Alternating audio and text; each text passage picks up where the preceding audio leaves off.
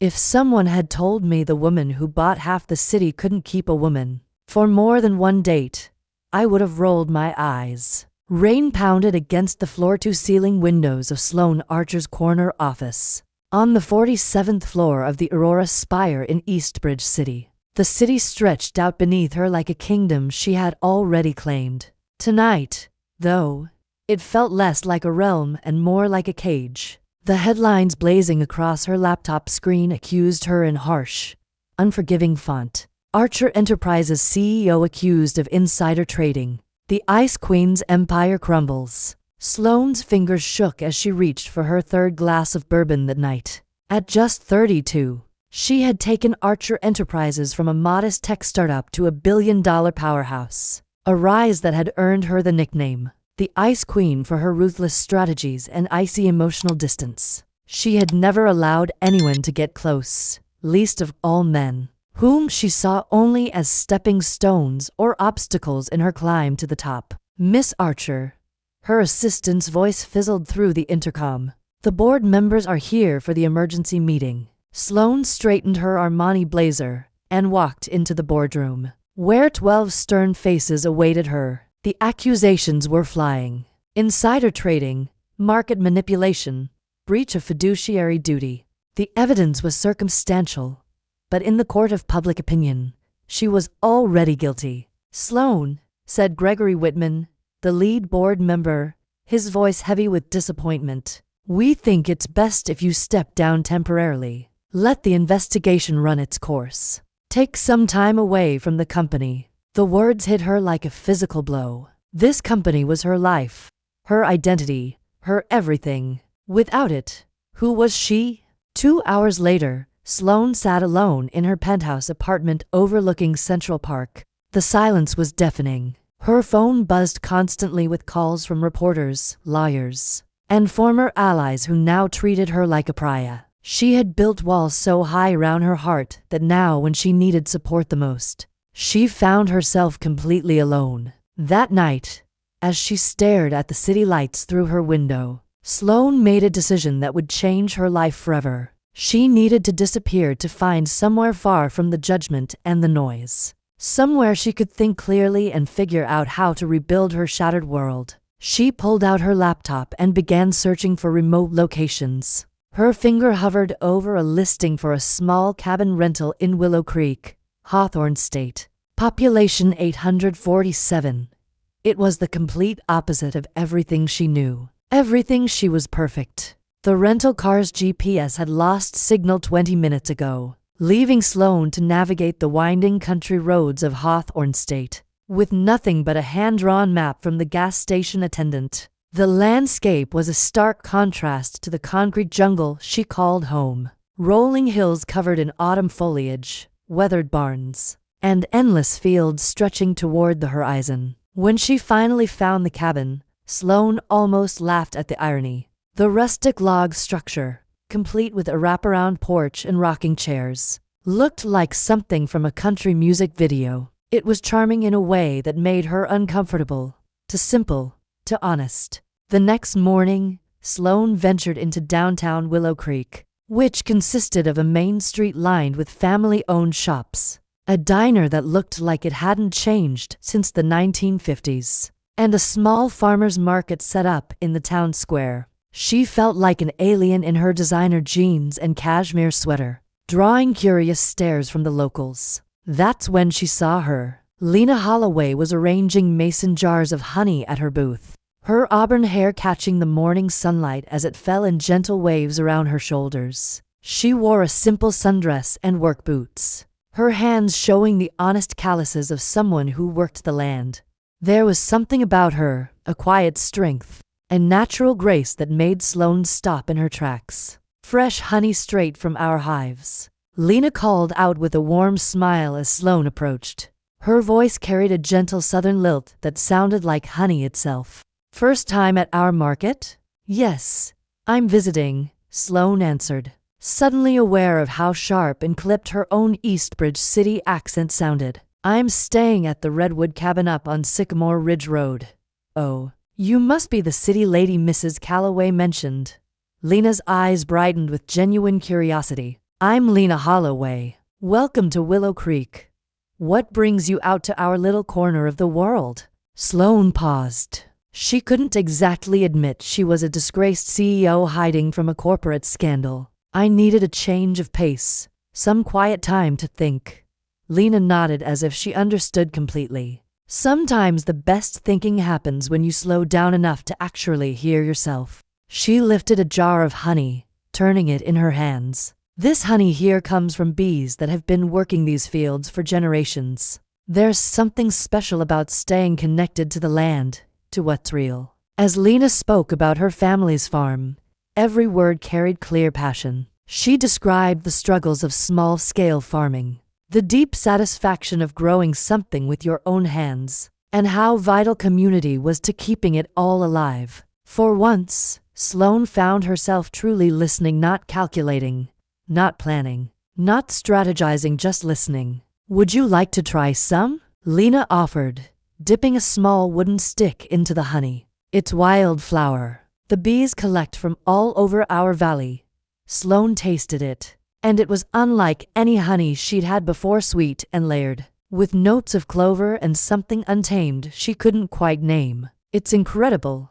That's the taste of home, Lena said softly, and something in her tone made Sloane's chest tighten in a way she didn't expect. Sloane ended up buying 3 jars of honey she had no real use for, then lingered at the booth, asking questions about farming, about the town, about Lena's life. For the first time in years, she wasn't thinking about profit margins or market share. She was simply there, in the moment.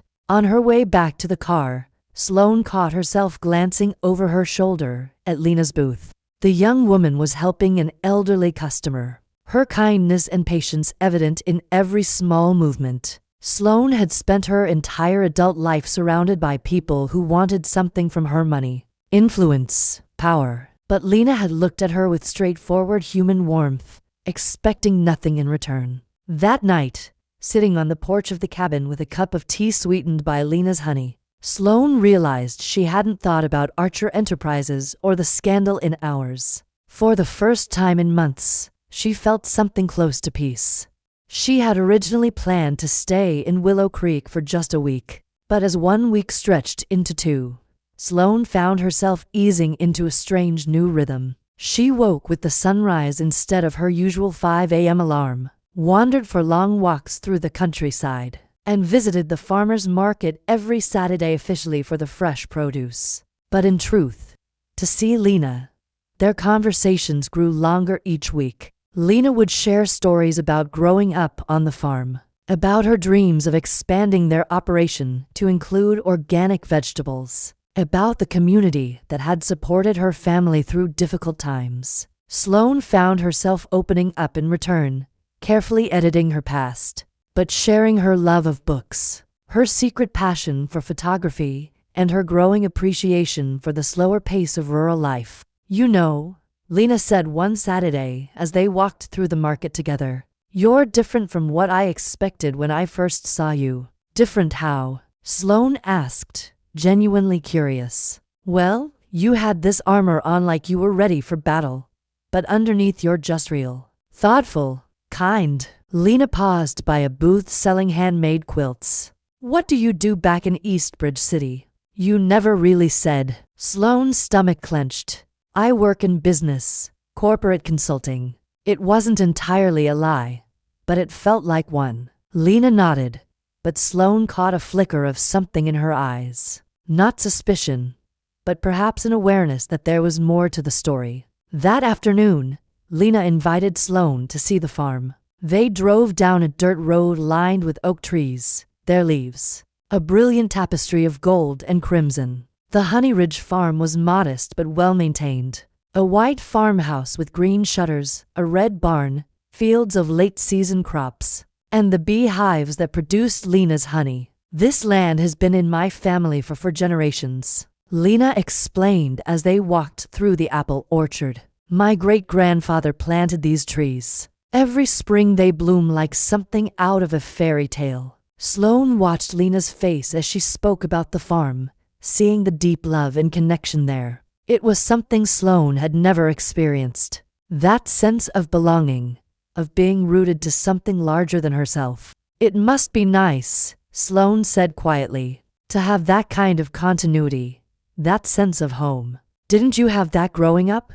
Sloane's laugh was bitter. My parents were more interested in their social calendar than in creating a home. I learned early that the only person I could count on was myself. Lena stopped walking and turned to face her. That sounds lonely. The simple observation hit Sloane like a punch to the chest. She had spent so many years building walls, convincing herself that independence was strength, that she had forgotten what it felt like to be truly seen by another person. It was, Sloane admitted, the words coming out before she could stop them. It is. Without hesitation, Lena reached out and took Sloane's hand. The touch was gentle, warm, and completely unexpected. Sloane's first instinct was to pull away. Physical affection made her uncomfortable. Always had. But something about Lena's touch felt different. Safe.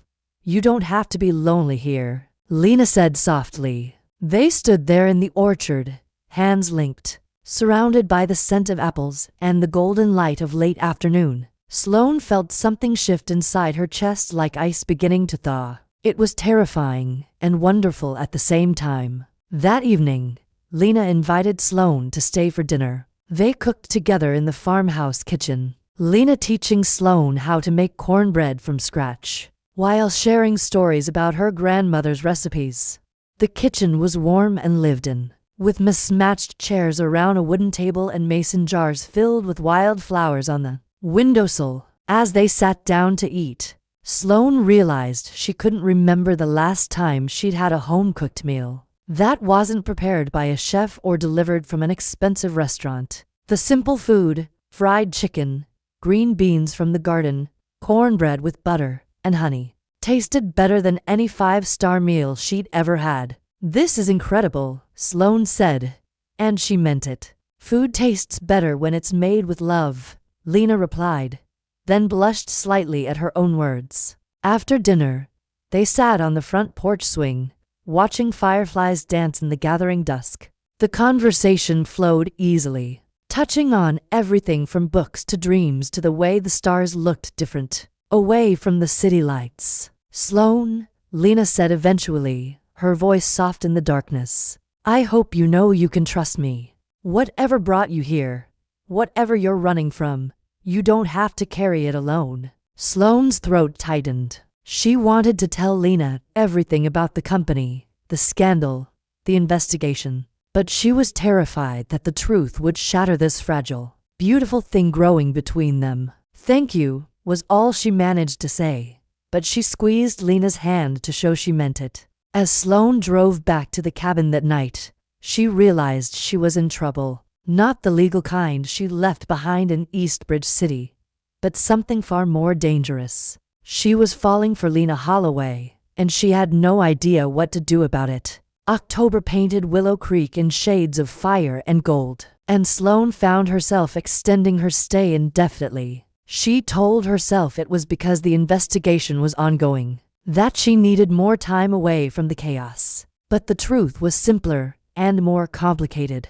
She couldn't bear the thought of leaving Lena. Their friendship had deepened into something Sloane had never experienced before. They spent hours together, walking through the countryside, helping with the harvest, sitting by the fire in Lena's living room, reading books, and sharing comfortable silences. Sloane had never been one for physical affection, but with Lena, she found herself craving the casual touches, a hand on her shoulder, fingers brushing as they passed a cup of coffee, the warmth of sitting close together on the porch swing. It was during the town's annual harvest festival that Sloane finally acknowledged what was happening to her heart. The festival transformed Willow Creek's main street into a celebration of autumn. Pumpkin displays, apple cider stands, local musicians playing on a makeshift stage, and families enjoying the crisp October evening. Lena had asked Sloane to help her run the farm's booth, and Sloane found herself genuinely enjoying the simple pleasure of talking to customers about honey and apples. You're a natural at this, Lena said during a quiet moment, watching Sloane explain the difference between wildflower and clover honey to a curious child. I never thought I'd enjoy this.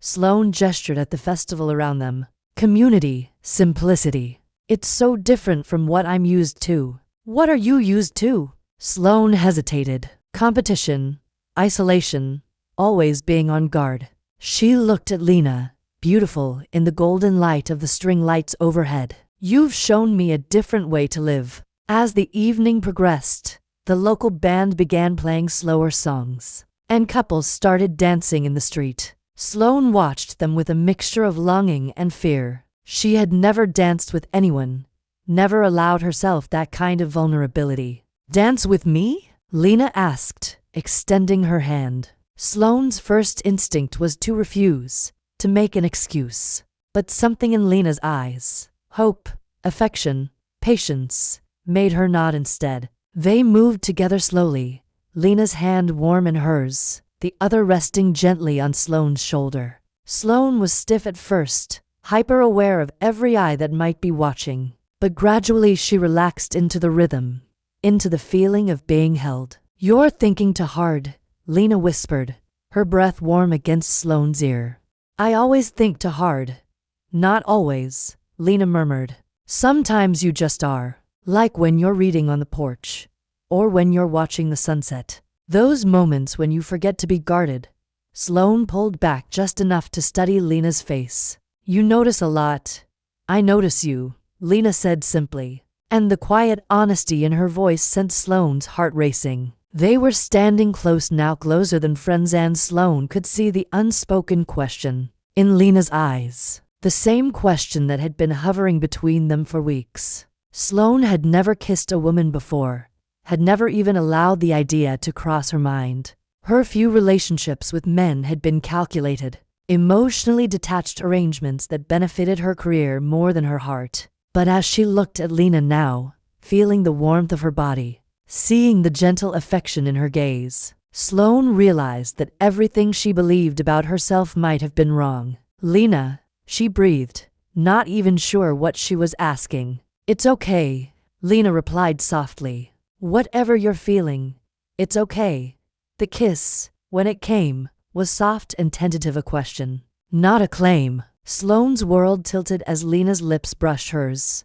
Warm, delicate, tasting faintly of apple cider. It was nothing like the cold, calculated kisses she'd shared with men. This was raw emotion, connection, truth.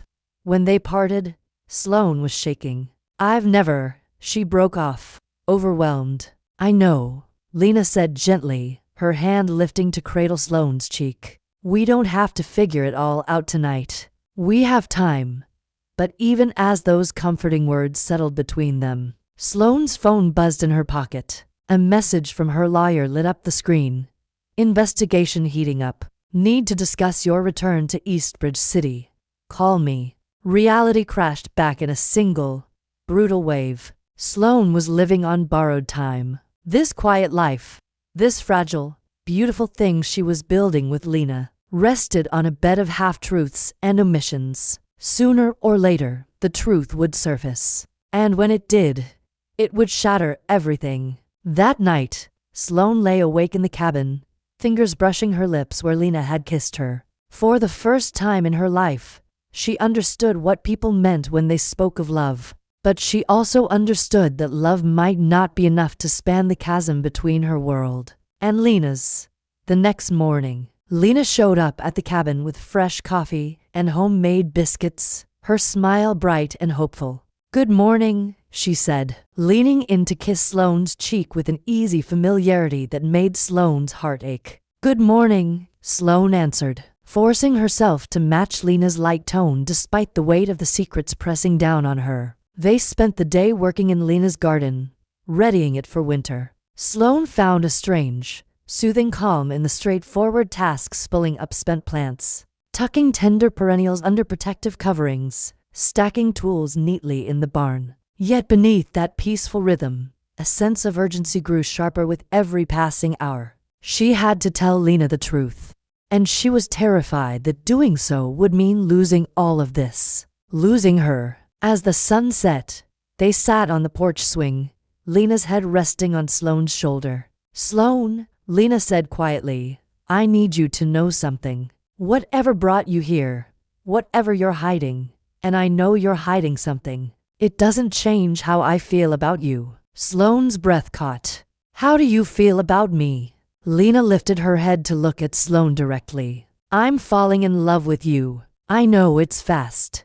I know it's complicated, but it's true. The words Sloane had been longing to hear were also the ones that terrified her most, because now she had something real to lose. Lena, she whispered, there are things about me, about my life that you don't know, things that might change how you feel. Try me, Lena said simply. Sloane looked into those trusting brown eyes and felt her courage fail her. Soon, she promised. I'll tell you everything soon. But as they sat together in the gathering darkness, Sloane wondered if she was making a promise she'd never be able to keep. November brought the first frost to Willow Creek, and with it a growing pressure that Sloane could no longer ignore. Her lawyer's calls were becoming more frequent and urgent. The investigation was reaching a critical point, and her continued absence was raising questions. The board was growing impatient, and there were rumors of a hostile takeover attempt. But more pressing than any of that was the weight of her deception. Sloane had been in Willow Creek for 6 weeks now, and her relationship with Lena had deepened into something profound and real. They spent every day together, and Sloane had never been happier or more terrified. Lena had opened her heart completely, sharing her dreams of expanding the farm, her fears about losing the land to developers, her hopes for the future. She spoke about that future as if Sloane would be part of it, and Sloane found herself wanting that more than she'd ever wanted anything. But she was living a lie, and it was eating her alive. The breaking point came on a gray Tuesday morning when Sloane was helping Lena repair a section of fence damaged by the previous night's storm. They worked in comfortable companionship, their breath visible in the cold air when Lena's phone rang. It's my cousin Tyler, Lena said, answering the call. Hey Tyler, what? Slow down. You saw what on the news? Sloane's blood turned to ice as she watched Lena's expression change from confusion to shock to something approaching horror. Are you sure it was her? Lena asked, her eyes finding Sloane's across the field. Sloane Archer. Yes, I'll look it up. Thanks for calling. Lena hung up and stared at Sloane for a long moment. Tyler says he saw someone who looks exactly like you on the business news. Something about a CEO and a scandal. Her voice was carefully neutral, but Sloane could see the hurt beginning to form in her eyes. Sloane Archer. That's quite a coincidence, isn't it? Sloane's mouth went dry. Lena, show me, Lena said quietly. Show me your driver's license with shaking hands. Sloane pulled out her wallet and handed over her license. Lena stared at it for a long moment, reading the name. Sloane Archer. You lied to me, Lena said, her voice barely above a whisper. For 6 weeks, you've been lying to me. I didn't lie exactly. I didn't tell you everything. You didn't tell me anything. Lena's voice cracked with emotion. You're not a consultant. You're the CEO of a billion-dollar company. You're under investigation for insider trading and you've been pretending to be someone else.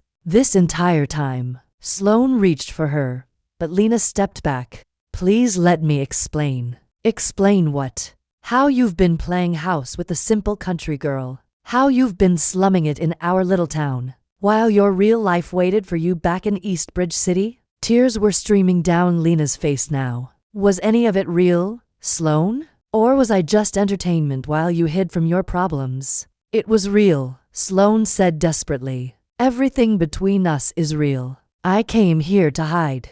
Yes, but I stayed because of you. I stayed because for the first time in my life, I found something worth more than money, or power, or success. But you couldn't trust me with the truth. Sloane's own tears started falling. I was scared. I was scared you'd see me differently. That you'd think I was just another rich person playing games. I was scared you'd realize we're from completely different worlds, and that this could never work. So, you decided for me, Lena said bitterly. You decided I couldn't handle the truth. That I wasn't worth the truth. That's not it is exactly that. Lena wiped her eyes with the back of her hand. I told you I was falling in love with you and you couldn't even tell me your real name. The words hit Sloane like physical blows. She had destroyed the most beautiful thing in her life because she was too afraid to be vulnerable, too afraid to trust. Lena, please. I know I messed up, but what we have is built on lies. Lena interrupted. I don't even know who you really are. You know me better than anyone ever has, Sloane said desperately. The person I am with you, that's the real me. More real than I've ever been with anyone. Lena shook her head. The real you is someone who lies to people she claims to care about. The real you is someone who thinks she can buy her way out of any problem, including this one. That's not fair, isn't it? You're a billionaire, Sloane. You could buy this entire town if you wanted to. How do I know this isn't just another acquisition for you? How do I know you won't get bored and move on to the next interesting project? Sloane felt something break inside her chest. Because I love you, she said, the words torn from her heart. I love you, and I've never said that to anyone before in my life. Lena's face crumpled, and for a moment, Sloane thought she might forgive her. But then Lena straightened, her expression hardening. Love isn't enough if there's no trust, she said quietly. I think you should go back to Eastbridge City, Sloane. Back to your real life. This is my real life now. You are my real life. No, Lena said, turning away. I'm just a chapter in your story, a vacation from reality. But reality is calling, and it's time for you to answer. Sloane watched Lena walk away, her heart shattering with every step. She wanted to follow, to fight, to find the words that would make this right. But she knew Lena was right about one thing. She had broken the trust between them, and she didn't know how to fix it. That night, Sloane sat in the cabin, surrounded by the remnants of the life she'd built in Willow Creek. Lena's honey still sat on the kitchen counter. A book they'd been reading together lay open on the coffee table. A photo they'd taken at the Harvest Festival was tucked into the mirror by the door. Her phone rang. Her lawyer again. Sloane, thank God. We need you back here immediately. The investigation is wrapping up, and there are decisions that need to be made. The board is meeting tomorrow to discuss your future with the company. Sloane stared out the window at the lights of Willow Creek twinkling in the distance. Somewhere out there, Lena was probably crying, probably hating her, probably wondering how she could have been so wrong about someone. I'll be there, Sloane said finally. As she began to pack, Sloane realized she was about to lose everything that mattered to her. Her company, her reputation, her future, none of it meant anything without Lena. But she had made her choice 6 weeks ago when she decided to hide the truth. And now she had to live with the consequences. The next morning, Sloane loaded her car and took one last look at the cabin that had been her sanctuary. Then she drove through Willow Creek one final time, past the farmer's market, where she'd first seen Lena, past the farm where she'd learned what home could feel like. She didn't stop. She couldn't bear to see the hurt in Lena's eyes again. As the Hawthorne State Hills disappeared in her rearview mirror, Sloane felt like she was leaving her heart behind. She was going back to Eastbridge City, back to her empire, back to the life she'd built on ambition and isolation. But she would never be the same person who had left 6 weeks ago. Lena had changed her, had shown her what love could be, what life could be. And even though she'd lost it all, Sloane knew she would spend the rest of her life grateful for those perfect impossible weeks. When she'd been truly happy, the Aurora Spire felt like a mausoleum. When Sloane returned, the familiar marble lobby, the express elevator to the 47th floor, the corner office with its commanding view of Eastbridge City, everything that had once represented her success now felt hollow and cold. She had been gone for 6 weeks, but it felt like a lifetime. The emergency board meeting was brutal. Sloane sat at the head of the mahogany conference table,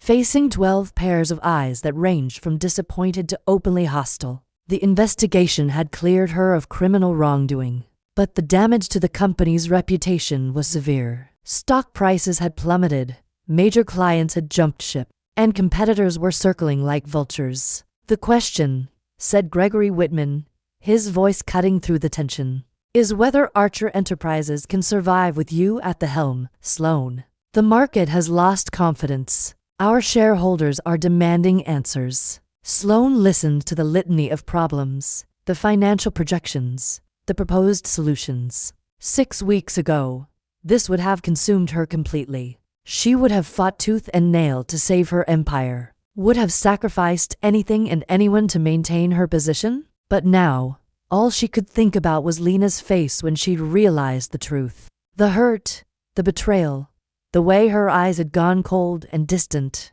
"Sloan." Gregory's voice cut through her thoughts. "We need a decision. The board is prepared to offer you a generous severance package. You could step down gracefully, maintain your dignity, and we could bring in new leadership to rebuild confidence." Sloan looked around the table at these people she'd worked with for years. People she had once thought of as allies, if not true friends. Now she could see they were just as transactional as every other connection she'd ever had. When she was an asset, they stood behind her. The moment she became a risk, they cast her aside. "I need some time to think," Sloan said at last. "Time is a luxury we don't have," Gregory replied. "The market opens in 3 hours. We need an answer." Sloan rose from her chair, her choice suddenly clear. "Then here it is," she said. "I'm stepping down as CEO, effective immediately. I'll keep my shares, but I'm removing myself from day-to-day operations." The boardroom burst into startled murmurs. This was not the outcome they had anticipated. Sloan Archer was not known for walking away from a fight. "Are you sure about this?" Gregory asked. "This company is your life's work." Sloan thought of the life she had found in Willow Creek, of the calm she'd discovered in Lena's kitchen, of the way the sunrise spilled over the Hawthorne State Hills. "No," she answered softly. "This was my life's work. I'm ready for something else now." The next few days blurred into a rush of documents, press briefings, and transition meetings. Sloan managed all of it with a cool, distant efficiency that surprised everyone, herself included. The media framed her exit as a spectacular fall from grace. But what Sloan felt was something much closer to release. She sold her penthouse and most of her belongings, keeping only what truly mattered. The act of letting go felt strangely freeing. For years she had amassed possession status symbols meant to validate her success, but none of it had ever brought her real happiness. A week after resigning, Sloan sat in her lawyer's office, signing the final stack of papers. "I have to ask," her lawyer said, leaning back in his chair. "What are you going to do now? You're still incredibly wealthy, even after the stock losses. You could launch another company, back a dozen startups, buy a small country if you felt like it." Sloan smiled for the first time in days. "I'm thinking about farming." Her lawyer laughed, assuming it was a joke. But Sloan meant every word. That evening, in her temporary hotel room, Sloan stared at her phone. Lena's number was still saved, and she had hovered over the call button a dozen times in the past week. But what could she possibly say? That she was sorry. That she had walked away from everything to prove her love was real. That she had finally learned the difference between success and happiness. All of it was true, but none of it erased the fact that she had lied, that she had shattered Lena's trust at its core. Instead of calling, Sloan opened her laptop and began to type. If she couldn't speak the words out loud, maybe she could write them. "Dear Lena, I know you probably don't want to hear from me, and I don't blame you. I know that saying I'm sorry can't undo the hurt I caused. But I need you to know that I am sorry, more sorry than I've ever been about anything in my life. You were right about everything. I was a coward. I was so afraid of losing you that I chose to lie instead of trusting you with the truth. I was so used to people wanting something from me, money, connections, power, that I couldn't believe someone could love me just for who I am. But you did. You loved the person I was with you, the person I became in Willow Creek. That person was more real than I'd ever been before. You showed me what it meant to be truly happy. to be part of something bigger than myself, to love someone more than I loved my own ambitions. I've stepped down as CEO. I've left that life behind because I realized it was never really living at all. I don't know what comes next, but I know it won't include trying to buy my way back into your heart or disrupting the life you've built. You deserve better than that. You deserve someone who trusts you enough to be vulnerable, someone who chooses honesty even when it's scary. I hope someday you can forgive me, not for my sake, but for yours. You have too much love in your heart to carry anger forever. I will love you for the rest of my life, even if I never see you again. Sloane read the letter 3 times before hitting send. Then she closed her laptop, packed her remaining belongings, and prepared for the next chapter of her life. She didn't know where she was going or what she would do when she got there. But for the first time since leaving Willow Creek, she felt something like hope. She had lost everything that she thought mattered, but she had gained something more valuable, the knowledge of who she really was and what she really wanted. The question now was whether it was too late to become that person. Spring came early to Hawthorne State that year, and with it a stranger appeared in Willow Creek. She drove a modest pickup truck instead of a luxury sedan, wore work boots instead of designer heels, and introduced herself simply as Sloane to anyone who asked. She rented a small apartment above the hardware store and took a job at the local nursery, learning about soil composition and plant care with the same intensity she had once applied to quarterly reports and market analysis. Lena heard about the newcomer, of course. In a town of 847 people, news traveled fast, but she didn't seek Sloane out, and Sloane didn't approach her. They moved in parallel orbits, aware of each other,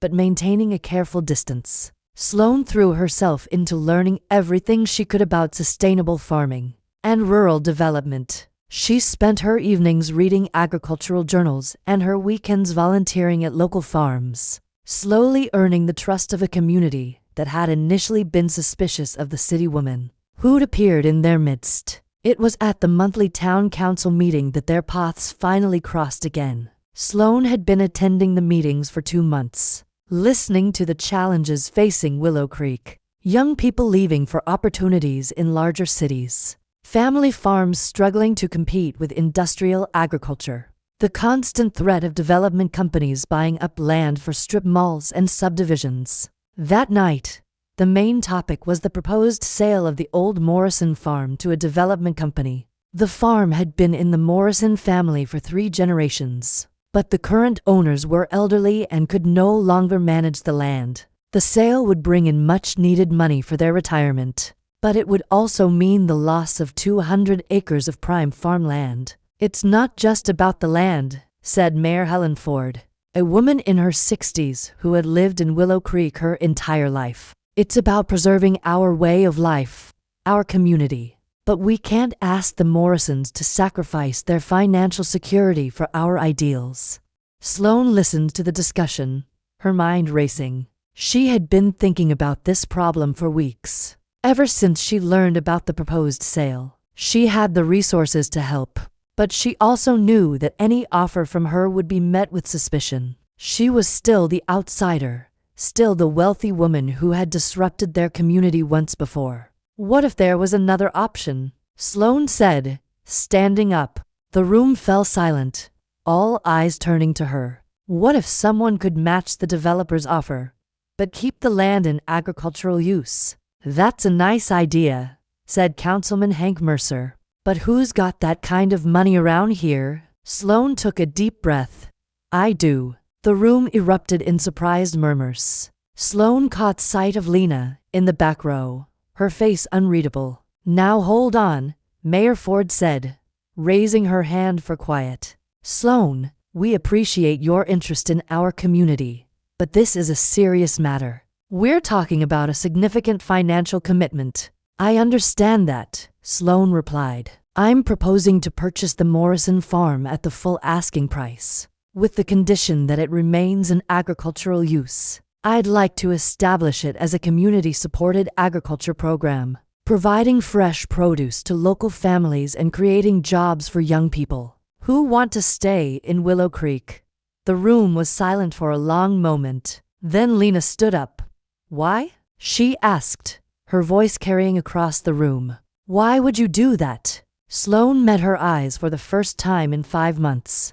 Because this community gave me something I'd never had before. Because I learned here that success isn't measured in dollars, but in the connections we make and the good we do for others. Because I want to give back to the place that taught me how to live. And what do you get out of it? Asked Hank Mercer, his tone skeptical. The chance to be part of something meaningful, Sloane said simply. The chance to help preserve what makes Willow Creek special. The debate continued for another hour with questions about Sloane's intentions, her qualifications, and her long-term commitment to the community. Sloane answered each question honestly, acknowledging her past mistakes while outlining her vision for the farm's future. When the meeting ended, the council agreed to present Sloane's proposal to the Morrison family. As people filed out of the community center, Sloane found herself alone with Lena. That was quite a speech, Lena said, her tone neutral. I meant every word of it. Did you? Or is this just another way to try to buy your way back into everyone's good graces? Sloane flinched at the accusation, but she understood it. I know how it looks. I know you have every reason not to trust me, but this isn't about buying forgiveness. This is about doing what's right for the community. Lena studied her for a long moment. You look different, she said finally. Sloane glanced down at her worn jeans and flannel shirt, her hands that now bore the calluses of honest work. I am different. Or maybe I'm finally who I was always meant to be. People don't change that much, Sloane. Not really. You're right, Sloane said. People don't change, but they can choose to become who they really are instead of who they think they should be. You showed me that. Lena's expression softened slightly, but she still kept her distance. The Sloane I knew was someone who lied to people she claimed to care about. The Sloane you knew was someone who was terrified of being vulnerable, of being rejected for who she really was. I'm still terrified, but I'm trying to be brave enough to be honest, even when it hurts. They stood in silence for a moment, the weight of everything unsaid hanging between them. I got your letter, Lena said quietly. Sloane's heart jumped. I didn't know if you'd read it. I read it multiple times. Lena paused. It was a beautiful letter, Sloane. But letters are just words. Actions matter more. Then judge me by my actions, Sloane said. Not the ones from 6 months ago, but the ones I'm taking now. I'm not asking for forgiveness or a second chance. I'm just asking for the opportunity to prove that I've learned from my mistakes. Lena nodded slowly. We'll see, she said and walked away. Over the next few weeks, Sloane worked tirelessly to make the community farm a reality. She met with agricultural experts, drew up business plans, and consulted with local farmers about the best crops for the region. The Morrison family agreed to her proposal, and the town council voted to support the project. Sloane also continued her work at the nursery and her volunteer efforts around town. She helped repair the roof of the community center, organized a fundraiser for the local school's music program, and quietly paid for groceries for families struggling to make ends meet. She didn't do any of it for recognition or to impress anyone. She did it because it felt right, because she had finally found a way to use her resources and skills to make a real difference in people's lives. Slowly, the community began to accept her, not as the wealthy outsider who had caused a scandal, but as Sloane, the woman who showed up when help was needed, who listened more than she spoke, who had chosen to make Willow Creek her home. The transformation wasn't lost on Lena, who watched from a distance as Sloane integrated herself into the fabric of the community. She saw Sloane at the farmer's market, not as a customer, but as a vendor, selling vegetables from her own small garden. She saw her at town events, not standing apart, but participating fully, laughing with neighbors and helping with cleanup. One evening in late May, as Sloane was closing up the nursery, Lena appeared in the doorway.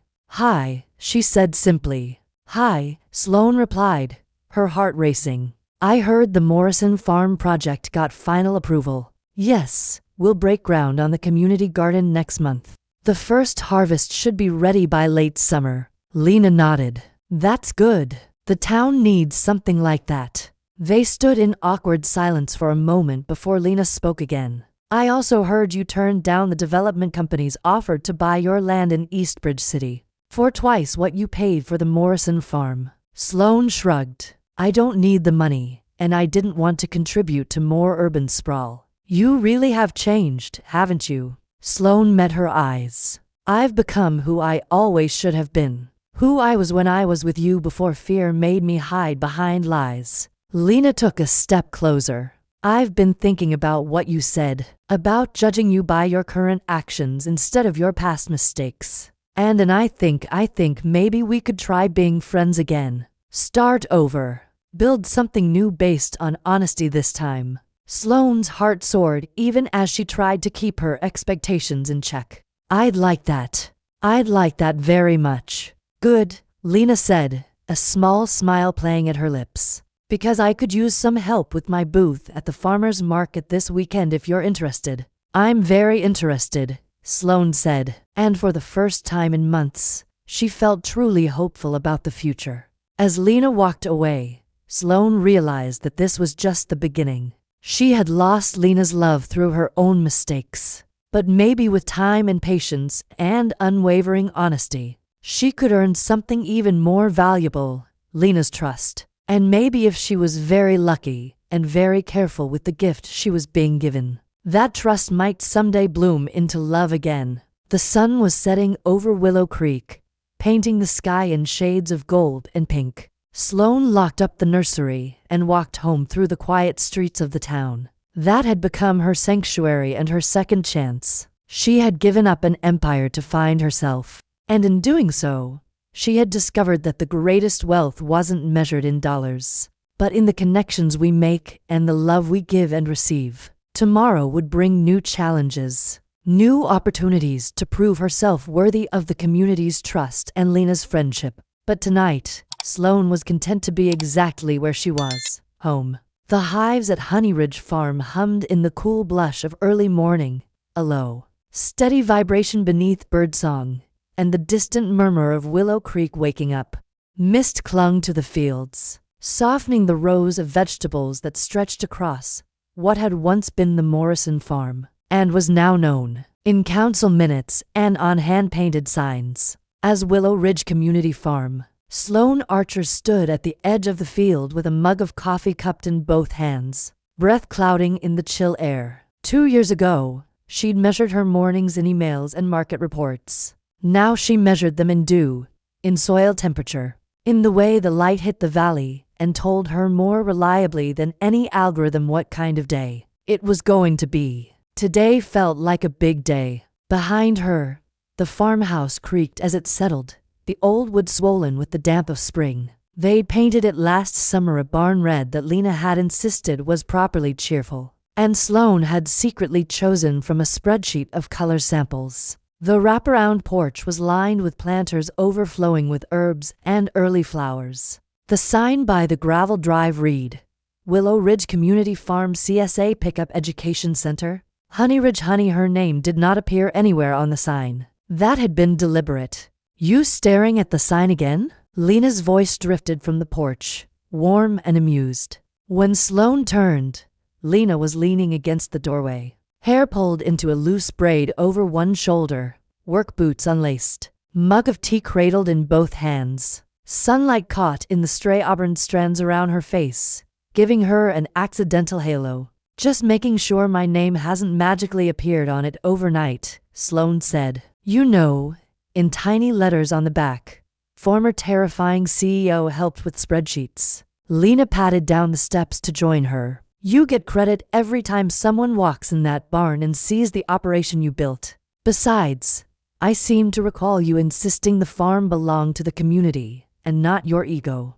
Technicalities, Sloane said lightly, though the words still landed deep. She'd meant them when she'd said them during that first council meeting, and she meant them now. The land title was held by a community trust. She couldn't sell it, leverage it, or use it as collateral. She'd deliberately written herself out of every clause. That might turn Willow Ridge back into someone's empire. Lena bumped her shoulder. Big day, she echoed. You ready? As I'll ever be. Today was the official opening of the Willow Creek Agricultural Education Center, a lofty name for what had once been the Morrison Barn and was now a renovated space, with teaching gardens, a small lecture room, and enough technology to run workshops for schools across Hawthorne State. The governor was on the way. Regional news crews were on the way. Someone from a national documentary series about rural revitalization was on the way. And, because the universe clearly enjoyed a joke, Gregory Whitman was on the way too. Sloane took a slow sip of her coffee and tried very hard not to focus on that last part. Lena studied her face. You okay? I'm fine. Sloane let the steam rise up and cloud her glasses, then wiped them clean with the edge of her flannel shirt. Just getting mentally ready for the moment when my former life strolls onto the farm and starts grilling me about Roy and scalability in front of the 4-H kids. Then we'll talk about return on investment in healthier soil and teenagers who don't feel like they need to move away to have a future, Lena said. And if he gives you too much grief, I still own a shotgun for coyotes. Sloane laughed, feeling the tight knot in her chest loosen. Pretty sure that's a felony, Lena. I said I own it.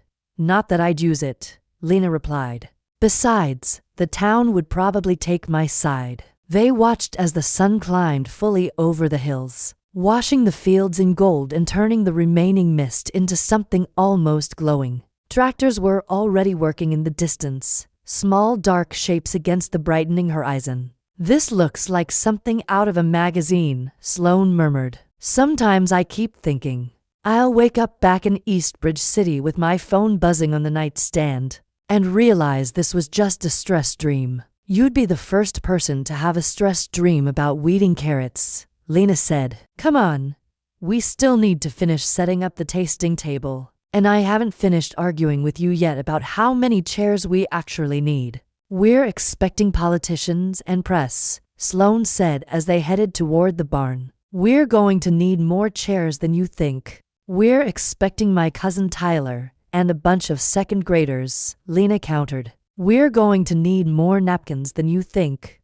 The barn carried the faint sense of sawdust, beeswax, and fresh paint. Rows of folding chairs were already arranged, facing a small podium. Along one side wall, tables were lined with baskets of early-season produce, jars of honey, and informational pamphlets that Sloane had designed late at night with more care than she'd ever given an annual report. She moved through the space, checking each detail the way she used to comb through slide decks before investor pitches. Microphone tested, projector functioning, cables taped down. Only now, instead of tracking share prices in her head, she was worrying about whether the kids in the back row would be able to see the demonstration hive. Earlier that morning, Gregory had pulled up in a rented sedan, wearing the same carefully controlled expression she remembered from countless boardrooms. They had walked along the edge of the fields while he apologized, awkward but sincere, for treating her like a problem to manage rather than a person unraveling. After that, he'd offered her a consulting position with Archer Enterprises' new social impact initiative. Sloane had listened, hands shoved into her pockets, feeling the damp soil give slightly beneath her boots. When he finished, she told him no, not because the work sounded unworthy, but because, for the first time in her life, she had no desire to stretch herself between two worlds. She'd be glad to talk to his new CEO someday, to share what Willow Creek had taught her, but she wouldn't tether her future to a company that belonged to a version of herself she'd already left behind. As he drove away, Gregory had looked strangely relieved. So had she. By midday, the barn was full. The governor arrived with a security detail that looked comically out of place among the tractors and hay bales. Cameras flashed. Kids fidgeted in the front row. Mayor Ford gave a brief speech about community resilience. Then she introduced Sloane. Once, walking up to a podium had felt like putting on armor. Today, as Sloane faced the crowd, her neighbors, the school children who visited the farm every week, the volunteers who'd hauled lumber and planted trees. She felt only a grounded kind of nervousness. "Good afternoon," she said, adjusting the microphone. Her voice carried easily in the barn's open space. "Most of you know me as Sloane from the nursery, or the woman who won't stop talking about compost." At council meetings, scattered laughter rippled through the crowd. "A few of you," she continued, glancing at the cluster of reporters, "might know a different version of me, the one with the corner office and the unfortunate nickname." A murmur of recognition passed through the press row. Sloane let it settle. "I spent a long time believing that success meant winning at a very specific game," she said. "Quarterly earnings, market share, expansion. Bigger, faster, more. And I was good at that game. Too good, maybe. Good enough that I didn't notice the cost until it was too late." She paused, scanning the faces in front of her. Lena stood near the sidewall, arms loosely folded, eyes fixed on Sloane with an expression that was impossible to read from this distance. "When I came to Willow Creek," Sloane went on, "I thought I was hiding. From the media, from my mistakes, from myself. Instead, this town refused to let me hide. You asked hard questions. You made me prove not with words but with work that I was here for more than a story arc." She gestured toward the open doors, where the fields of Willow Ridge unfurled like a living slide deck. "This education center exists because people chose to believe that a disgraced CEO could learn how to plant tomatoes," she said. "It exists because farmers like Lena Holloway opened their land and their lives to someone who had only ever known concrete and glass. It exists because kids showed up on Saturdays to dig and weed and ask why worms are so slimy." Laughter again, small and genuine. "I still like plans," Sloane admitted. "Spreadsheets, forecasts. Old habits die hard. But the most important things that have happened in my life since I moved here weren't in any plan. They grew slowly, like roots. They required patience, vulnerability, and the willingness to get my hands dirty, not just in the soil, but in my own history." Her gaze found Lena's. For a brief, electric second, their eyes locked. The barn and the cameras and the governor all seemed to fade. "This place isn't my redemption," Sloane finished softly. "It's my participation, my chance to be one part of something bigger than myself. Thank you for letting me be part of Willow Creek's story." She stepped back to applause that felt different from the applause she used to receive. Less like a verdict, more like a shared exhale. As she left the podium, the governor shook her hand and said something about visionary leadership. Reporters jostled for quotes. But the only thing Sloane really registered was Lena waiting near the side door, hands in her pockets, eyes shining with something she didn't try to name. "You did good," Lena said when Sloane finally reached her. "I didn't trip over any extension cords," Sloane replied. "I call that a win." Lena's smile was small but real. "You talked about worms on live television. Branding," Sloane said. "We're pivoting from ice to compost. That is the worst tagline I've ever heard."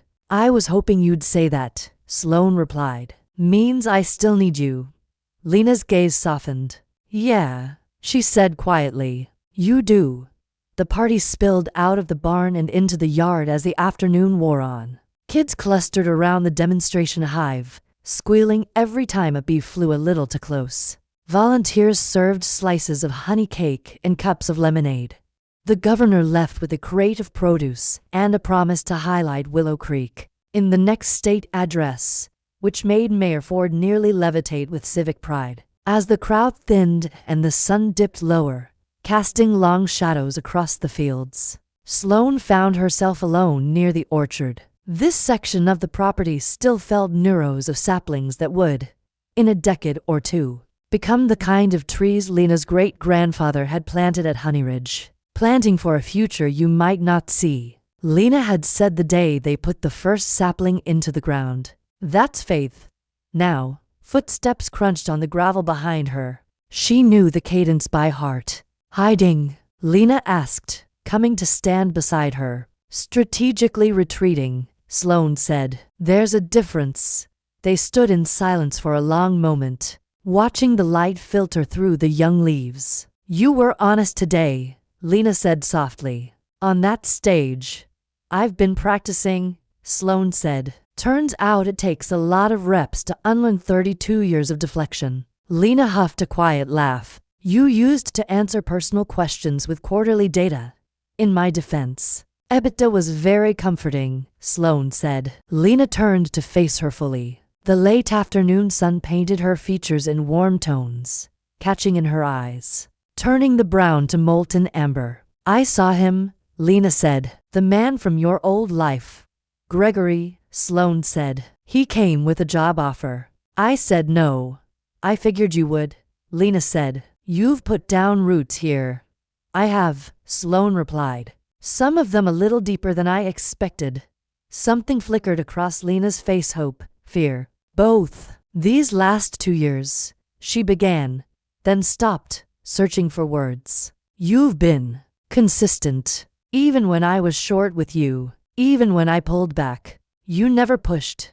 I didn't have the right, Sloane said. You owed me nothing.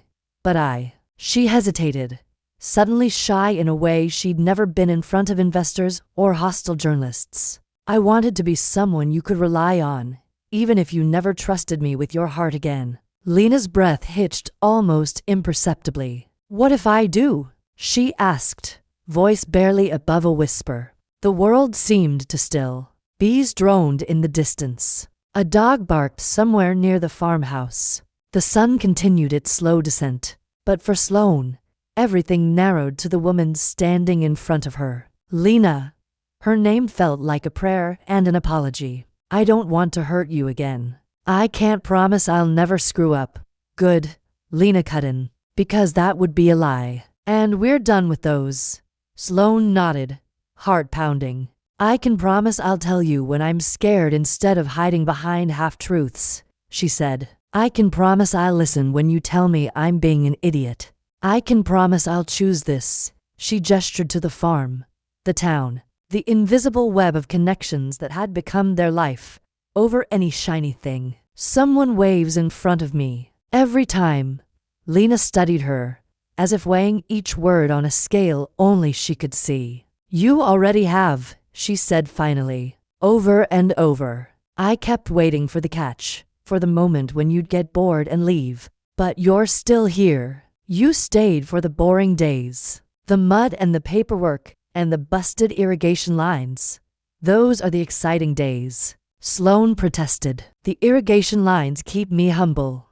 Lena's lips quirked. Then her expression turned serious again. I'm still angry, she admitted. Not like I was. It's quieter now. But sometimes when I look at you, I remember what it felt like to hear your name on the news instead of from your own mouth. I remember thinking I'd been stupid to believe in us.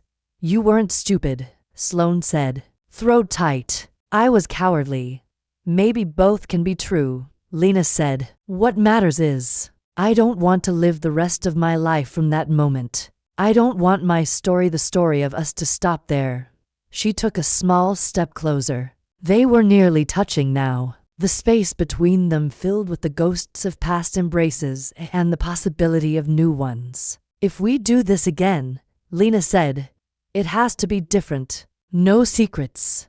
No disappearing into your own head while I stand here trying to guess what you're thinking. You can always ask, Sloane said, voice rough. And if I start to shut down, you have my permission to throw honey at me. That would be a waste of good honey, Lena murmured. Then, more firmly, say it, Sloane. Not in a letter. Not on a stage. Here. Sloane's heart hammered against her ribs. Somewhere deep inside, the old voice whispered all its familiar warnings about risk and vulnerability, and the danger of needing someone. She let it speak. Then she let it go. I love you, she said. The words felt less like a confession this time, and more like a simple, solid truth. I love you when we agree and when we don't. I love you when you're patient with me and when you're frustrated. I love you when you smell like smoke from the fire pit and when you track mud into the kitchen. And pretend you didn't. I do not pretend, Lena protested softly. You absolutely pretend, Sloane said, eyes burning but steady. I'll probably always be afraid of losing you, she went on. But I'm more afraid of losing myself again by not trying. So if you're willing, if you want to, she trailed off, suddenly out of words. Lena bridged the last inch between them. She reached up, cupping Sloane's face in hands that were rough from work and gentle from intention. I love you too, she said. I loved you when you were a terrified liar trying to be an ice sculpture. I loved you when you came back here with dirt under your nails and apologies in your eyes. I tried not to, but it turns out love is stubborn. Sloane huffed a watery laugh. You're telling me.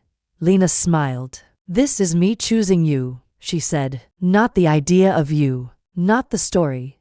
You, the woman who gets up before dawn to argue with spreadsheets about crop yields. The woman who made my town her home. The woman who still forgets to eat when she's deep in a plan and needs to be handed a sandwich. I do not.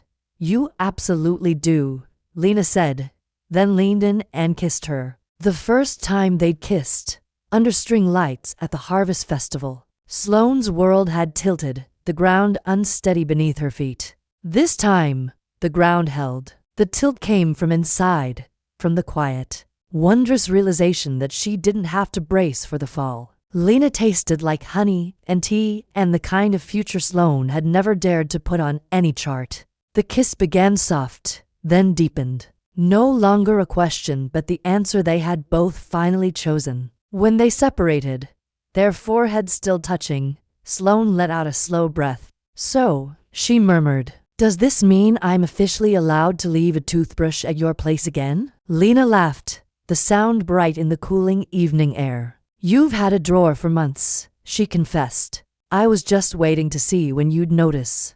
Okay, but in my defense, your bathroom drawer system is terrifying, Sloane said. Spreadsheets, Archer, Lena teased. You're not the only one who uses them. They stayed like that as the sun slipped completely behind the hills, and the first stars appeared in the darkening sky. Off in the distance, someone switched on the barn lights, a warm glow spilling across the yard.